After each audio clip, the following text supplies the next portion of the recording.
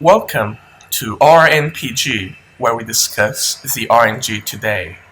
So, today's guest is someone who is a close friend of mine who I've been working with on various RNG projects. He's a fellow moderator at Pokemon Ribbons. So, why don't you introduce yourself to our viewers?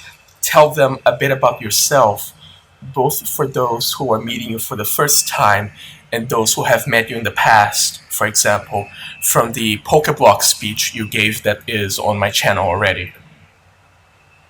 So for those who don't know me, my two alternates, my main alternates are Jalal or Sans. I mostly use Sans on IRC. On Discord, you can find me as Jalal. Pretty much as Tagami said, I'm someone who has been working on many RNGs. Probably some of you already know that I was the one who made the Ageto emulator RNG guide. I'm also a moderator at Cerebi and as well as moderators on the Reddit of Pokemon Ribbons. Well, I'm glad. Basically, those are my main roles. Indeed, and you've been doing quite well now since you took something that was considered basically unsolvable in Ageto. Yes, because many people have tried over the years, but you're the first one who presented evidence and explained the exact steps on how to do it. Can you tell us in brief what those steps were and how you came up with them? Well, basically, Ageto was something that I took my time to research when I just finished graduating from university. Basically, I was already on my vacations when I actually had plans before, but of course, because my time was limited, I didn't had much more until I finished my practice. So, basically, honestly speaking, the main reason why other people like Catholic Sorbonne were not able to do it is because back then Dolphin had a lot of limitations that these people had to work with. Because basically we're talking about these people started looking at it at 2012, so we're talking almost like 5 years of difference. So it's a pretty big one. And also, the advantages that we have nowadays with Dolphin is that it allows us to connect with GBA, which was like, something very crucial to get to RNG. Basically, to summarize the process, we basically clean and restore multiple backups of GameCube saves in order to be able to clean multiple Pikachus and Celebes in order to advance frames in RNG, a desired Ageto Celebes spread. Um, Basically, that's how the process in a nutshell works. You can pretty much find the details on the guide that I published on our Pokemon RNG.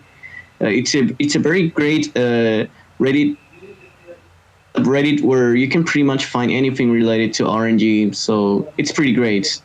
Anyone who wants to learn RNG, I'd recommend heading over there and subscribe. Indeed, we will be leaving a link to your Ageto guide on the video description, by the way, if anyone wishes to try it out. But I'm sure Sans will agree with me that this is a pretty advanced RNG and not everyone should start with it. What are some easier RNGs that you would recommend? For example, in Gen 3, 4, 5, etc.? Well, the reason why is because Ghetto Celebi is something on its own whole level. Because if you read my guide, you can pretty much, those who probably are not familiarized with GameCube RNG will probably be very confused. I mean, the people that I have shown the guide before its release, they were people who actually knew about GameCube RNG. They had done Gales and Colosseum, they had experience with it, and they didn't really struggle a lot when I explained them how Ageto Celebi RNG works. However, the reason why is because you need to know how to operate with Dolphin, which is something very basic. Honestly, unless if you are using Dolphin, it's because basically you are going to RNG on one of the GameCube games. So it's because that. And also, my guide is also pretty much explained on the start that I only recommend people to attempt Ageto RNG to those who have experience with GameCube RNG. I mean, you have done Channel, RNG, Colosseum, XD Gale of Darkness, or perhaps even Wishmaker. RNG would like to clarify that Wishmaker is more GBA related than GameCube, but yeah, at least you know how to operate with Dolphin. It gives you that experience. You'll have perhaps an easier time to understand it. Now, on your other question, well, each and every gen has its own particular characteristics, so it's somehow really interesting how the RNG works on each gen. So usually, the I would say that the newer RNG manipulation, it's very easy because, for example, you can see Gen 6 and Gen 7 RNG where we only have to hit a frame that's pretty much shown on the 3DS RNG report. Sac Davis, Real 96, Emerald Fish, and Shiny Sylvian, and everyone else who worked on Pocket Hulk. I mean, they did a fantastic job because probably without the Pocket Hulk NTR overlay, this wouldn't have been as easy as it is now. And for example, older generations have their own particular interest. For example, Generation 5, where you had to RNG the PID and IV separately. Or, for example, in Generation 4 and 3, where uh, each of these results are determined by frames. Well, Generation 4 involves the use of initial seed, but on Emerald, you have to be frame. And there is only one starting seed, for example, of 0, or a more obscure stuff on Fire Red Leaf Green, where somehow seed manipulation is possible, but it's so very badly documented. Yeah, Fire Red and Leaf Green is entropy based, which is a reference to how the RNG was in Gen 1.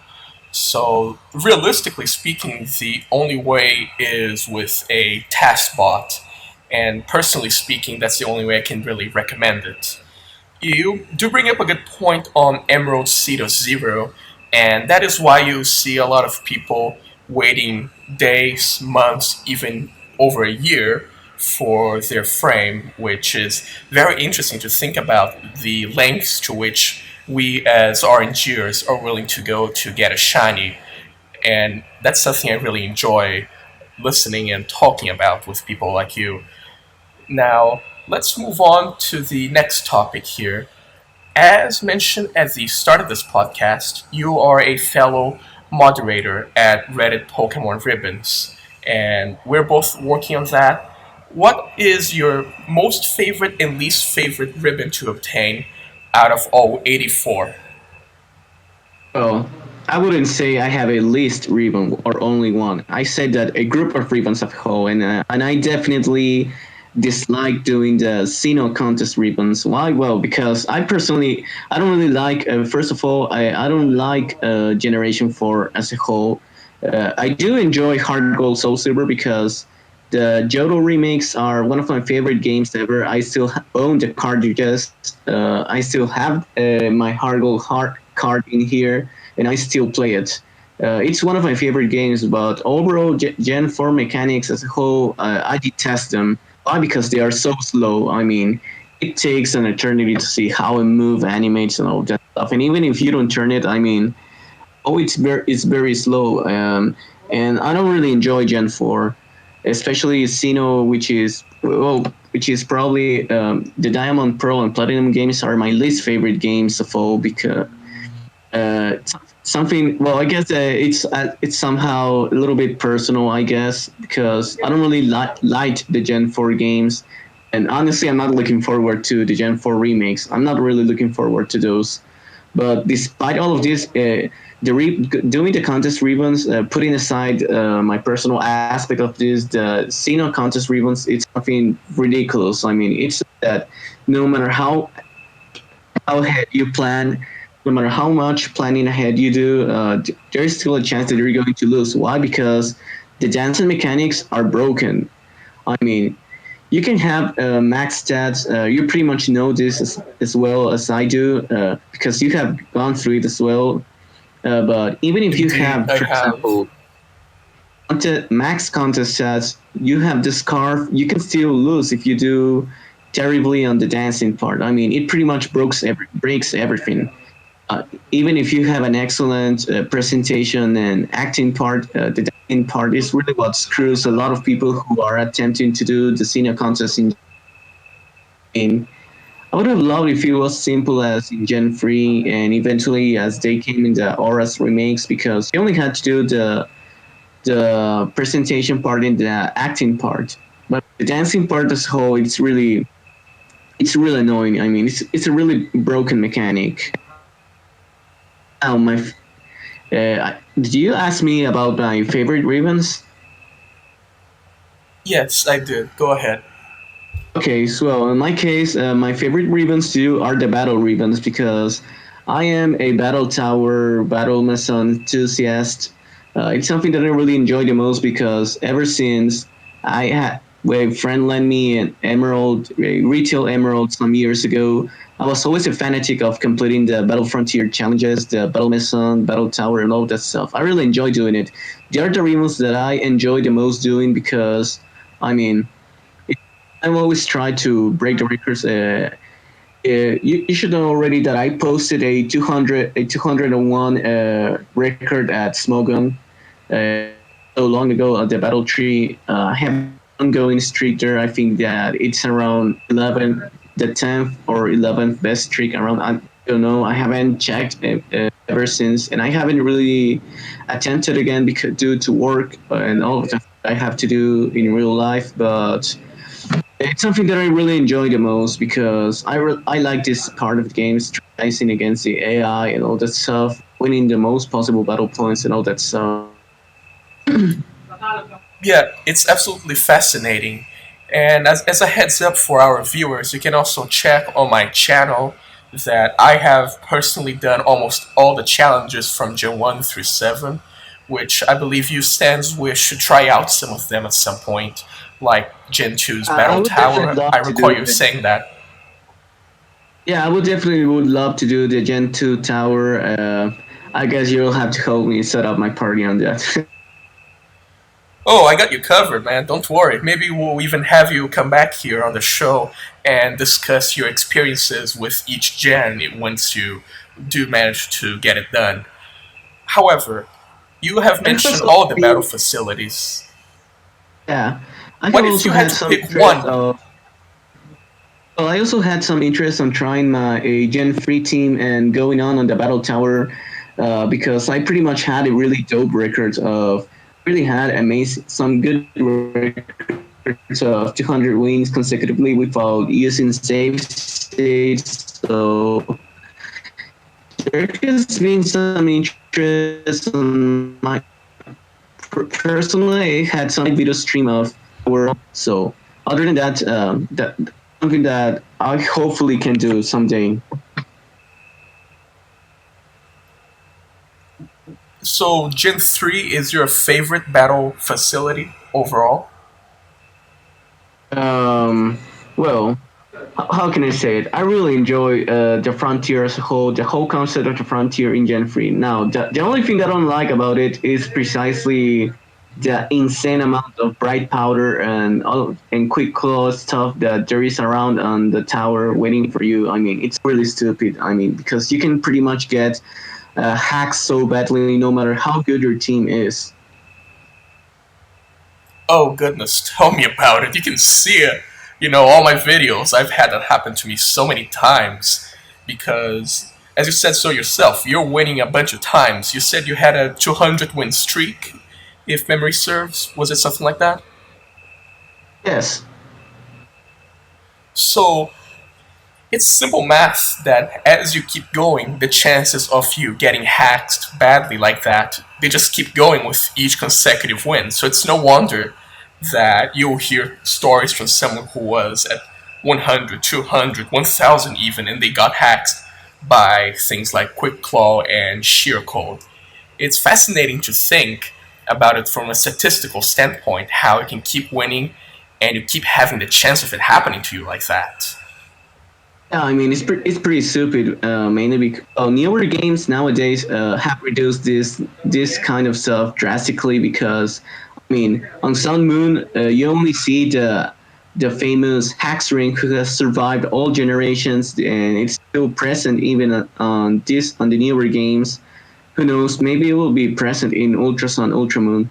But it's only that thing, and I think uh, it's one of the few things that are remaining with one hit KO moves and quick claw and all that kind of stuff.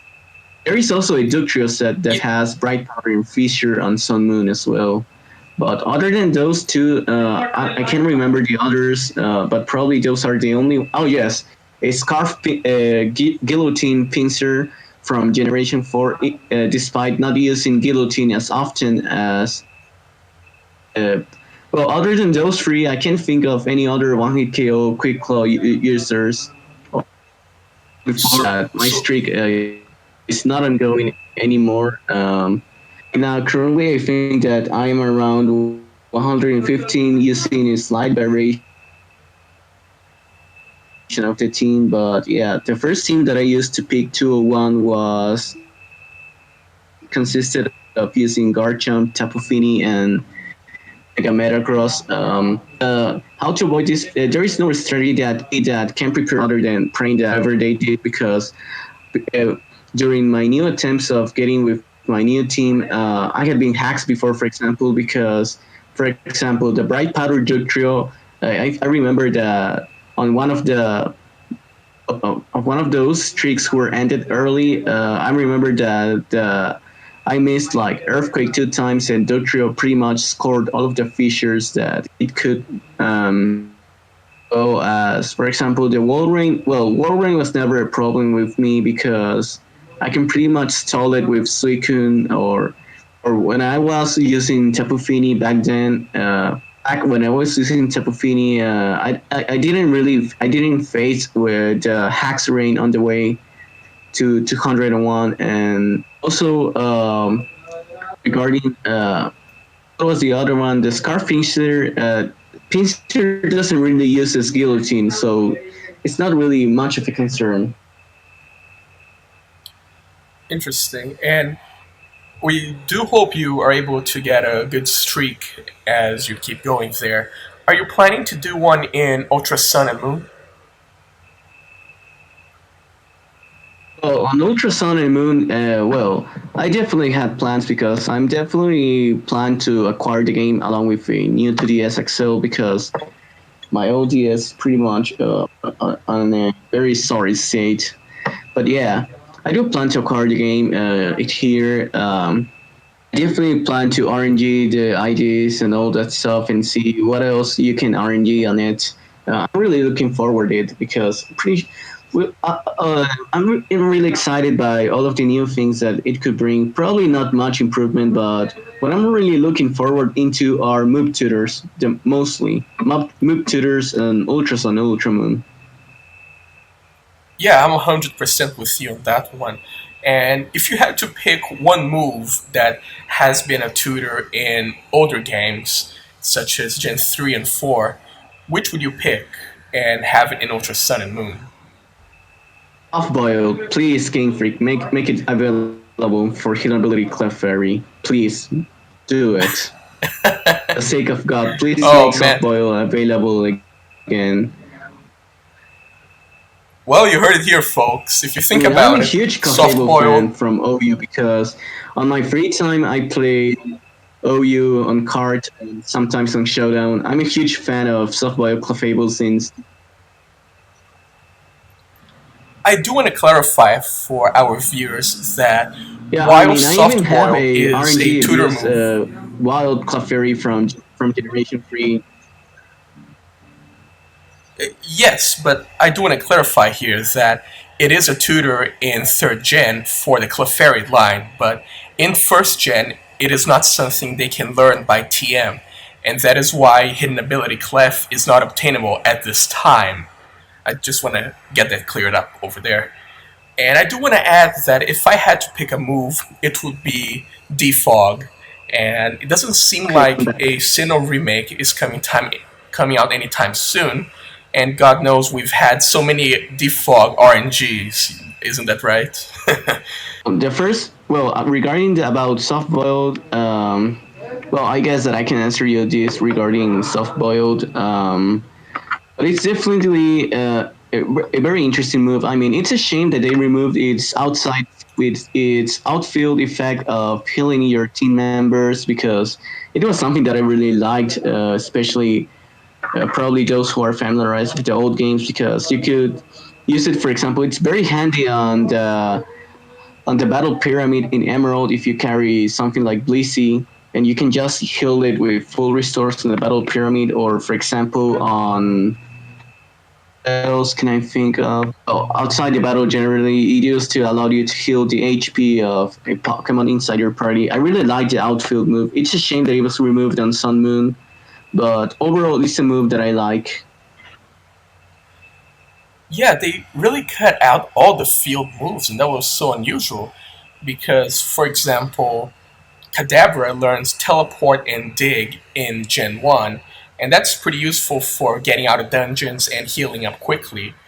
And there's also Teleport Sweet Scent Butterfree, which would be a thing once the Gen 2 Virtual Console games come out. But they just took all of that out completely and forced us to buy honey if we want to use the Sweet Scent ability. That's capitalism at work right there, ain't it? Yeah. Because the escape rope corporations, the honey people, they're the ones who are really profiting here. That's what happens when you give Donald Trump presidency. Oh yes, definitely. Now you have to use honey instead of sweetness, which is a shame because I never used honey on older games. I have just on a few occasions because I was curious to see if there would be any difference in usage, but there really wasn't, unfortunately. Anyway, moving on. Here is the next question I have for you. Do you have any tips for those who wish to get into ribbon collecting and RNG and have no experience in it? And what is something you wish you told yourself when you were starting off in these two ventures? Oh, basically, for anyone who wants to read on their own Pokemon, I mean, do it with a Pokemon that you like, that you enjoy the most.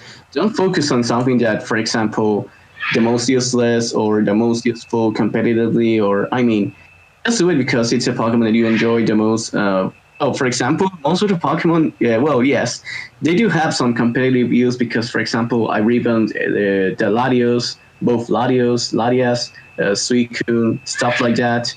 But they are but mostly I did because they are my favorite Pokemon. I mean, Latios is my favorite Pokemon of all. If I had to name others, well, basically I pretty much did that. I revamped all of my favorite Pokemon. I really enjoyed it because I mean it was a unique journey. Whether you want to do it with your favorite or not, or you want to challenge yourself, I mean, just enjoy it because I mean when you're doing all of these things with your favorite, you seriously enjoy it the most. That's in my personal opinion.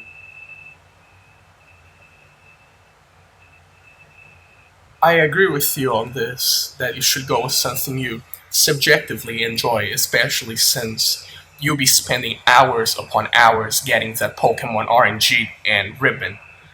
However, can you tell us something a bit more specific on the RNG process and the ribboning process on a more objective level of advice? Oh, regarding RNG, well, I did RNG abused Ribbon Masters because I already know I like RNG and Ribboning as a whole. I like both things, so I decided to do both by RNG and Flawless Ribbon Masters. But I mean, you can, as I said before, you can just do it with your favorite Pokemon. Doesn't necessarily have to be RNG abuse, but then again, I always recommend it mainly because whether it will be your ribbon master or not, will make your stuff very easy when getting ribbons. For example, the battle ribbons you are facing a 31 IVs on all of their stats. So if you have competitive Pokemon, less Pokemon with excellent IVs, you are competing on equal terms with the AI when you're doing the battle ribbons. More or less, as I mentioned before, for any people who are getting into, uh, yeah, just read carefully because mostly people are not really well. The main impediment for people to learn RNG is on how difficult it is perhaps to learn it. Doing RNG, it's easy as a whole when you know how it works, but probably the most difficult thing is learning. Well, it was something similar to me because when I learned back then in 2008 how to RNG, I did it on Gen 4 retail. I had like how many times? 6 times per day to watch YouTube videos and see how it works. So learning as a whole, it's difficult, somehow difficult. But when you read carefully, when you seriously take your time to study it, it becomes easy. That is very true, especially with the amount of documentation that's been published in the last year or so by you, by me, and by Zach, and all the others who have been working on this. It's a great time to get into RNG and ribbon collecting. And we can't say too much, but we do have some neat plans ready for Pokemon ribbons as well, don't we? Oh yes, we're I'm working on redesigning the whole site, the whole CSS. I mean, those who are on Pokemon Ribbons will definitely love what we had planned for it. I mean, we are completely overhauling the subreddit and hopefully make it more pleasant for anyone who's part of the community already. We're really looking forward for it. And we also have a lot of activities that we are planning ahead already. So we just hope that the people who are already part of our subreddit they enjoyed it. I am sure they will. So, the next segment here. So, Sans wants to show us some of the Pokemon he's been working on. So, I'll go ahead and give it to him here. We are in Festival Plaza. Go ahead and show us some of the stuff you've been working on. Oh, this Latios was actually RNG abused by my good friend Serene Chaos. It is a method for Latios for those who probably don't know. A method for Latios. Just only possible with Pokemon Box, so you can see that it's pretty much one of my hobbies. Ribboning some very obscure and rare RNGs. It's also one that I use competitively when I battle, when I do some OU battles with my friends. I also have this one that I want to. Let's see. This is one of my most recent RNGs, Marrock. You should know that I actually started rerunning this as a Cubone. It's a Marrock from Fire Red Leaf Green. RNG abuse method H1. Can't remember the spread on hand, but yeah, I pretty much took my time to do this. Actually, I do remember the struggle because it was a lot, like around 40 million frames. Either way, it was worth it. And of course, once it was transported to Sun Moon, I evolved it into a Alolan Marrock. This is also some of my recent projects, a regular HP Fire Greninja that I revamped completely on Generation 6. It's not a Gen 3 Ribbon Master, but yeah, it has all of possible Gen 6 and 7 ribbons. Some most recent work. Let's see what else I can show you that's ribbon. Oh yes, the counterpart, the Latias. I actually RNG used this on a French Ruby mixing records from my Sapphire save file using the Eon ticket because I have access to a e-reader save. I RNG used her on a French Ruby and it's an HP Fire Latias. I also named her Marina because I'm a huge fan of Food Wars, the manga. Let's see another one. Oh yes, one of my favorite Ribbon Masters, Suicune from Colosseum. It's a bold, flawless Suicune. I personally RNG abused on Colosseum. I mean, it has been almost now a year since I RNG abused this Suicune now. Time flies, but seriously though, it's one of the things why I enjoy doing Emerald Battle Tower because the sub CM set it's really broken on Gen 3. It's really good, and I really enjoy using Suicune on my Battle Tower, Battle Mason, Battle Trees tricks. I mean, it's definitely going to be part of it. Let's see what else I can too. Oh yes, this is a picture that RNG abused by my good friend Admiral Fish. I think that I traded him a Manaphy, a completed Ranger save file for this. Uh, it's as you can see, it's pretty much planned for a Mega Pidgeot set, and Pidgeot used to be one of my favorite Pokemons back when I played Pokemon Yellow in Generation 1. Used to had a level 100 Pidgeot, and it's really one of my favorite Pokemon, mainly because it was my favorite Pokemon back in Generation 1. You can see why I decided to revamp a Gale of Darkness Pidgeot, which has an exclusive move of Refresh. Yeah, that's super useful. Those Gales of Darkness moves, sometimes they really hit the spot on just what the Pokemon needs. Is there anything else you'd like to show us? This Zapdos, it's not shiny. Probably some people will be surprised, but it was actually the first legend RNG built in Fire Red Leaf Green. Zapdos is also one of my favorites. Well, out of the legendary birds, it's my favorite from the free. Zapdos is definitely something that I really love. It's also revamped all the way up. Now, I didn't do it Gales because back then I didn't knew how to RNG abuse Gales, and honestly, I don't plan to replace him, so no. Even if he has the National Ribbon, probably not going. Ribbon another Zapdos, so you can stay calm on that. It's still a pretty damn good one, I'll say. Let's see, I think that I'm missing one more ribbon.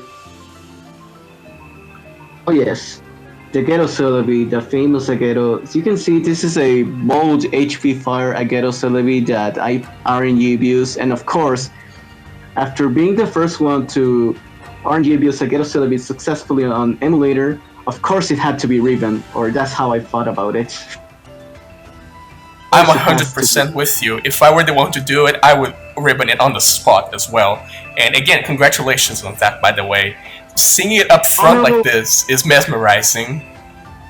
Well, honorable mention to this Magmar. It wasn't RNG abused by me, but I RNG abused a Korean save file just to nickname him Sejong Park in Korean. Don't ask me why, because probably just for no reason. I don't know why.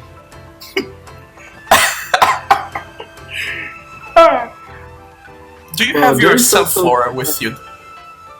Oh yes, thank you for reminding me. This happened when I was playing Undertale, so yeah, you can see that I named him Flowey the Flower. I even bothered with it. I mean, I just did it for meme's sake. And yeah, it was probably the worst Pokemon to ribbon of all of them because I mean, it's so difficult to get the battle ribbons with Sunflora on your party. It's like you are crippling seriously your party with one Pokemon less. Trust me, even if you don't have anything there, you won't feel the difference. But contest ribbons were a whole other story because contests were so easy. But seriously though, don't ribbon the Sunflora. Don't do it, seriously. You don't want to get through so many things. Right, they're probably gonna so show true. Is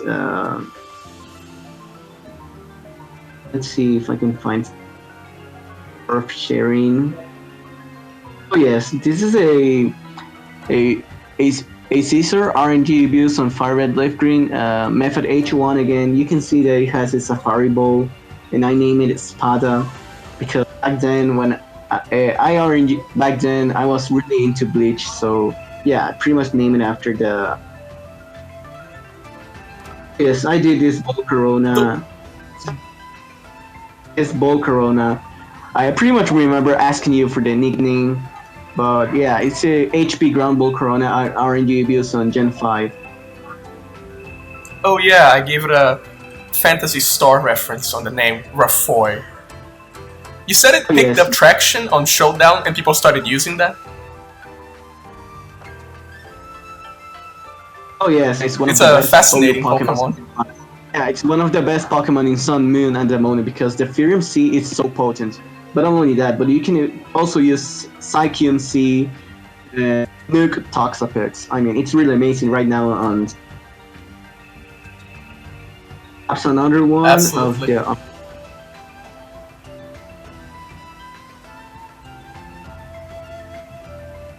Oh yes.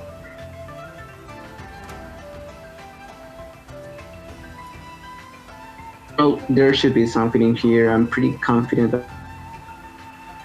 Yes. Man, how This- many this- boxes do you have filled right now? Yes, I pretty much nickname all of my Pokemon. You can see, again, I like Game of Thrones, so no doubt of this nickname. Also, yeah. And a wanna dragon show at this- that. Yep. Also, want to show this Jirachi Shiny Wishmaker that I personally RNG use myself, and there's also a channel. This is another Wishmaker, I think. Yes, here. This one I RNG used it on channel. I think that it has Spanish tag.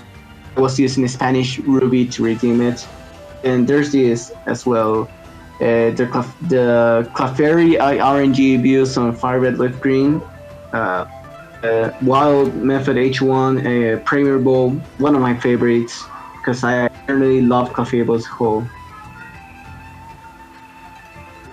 Yeah, that's a fascinating set that you showed us. Thank you so much for sharing all of this with us.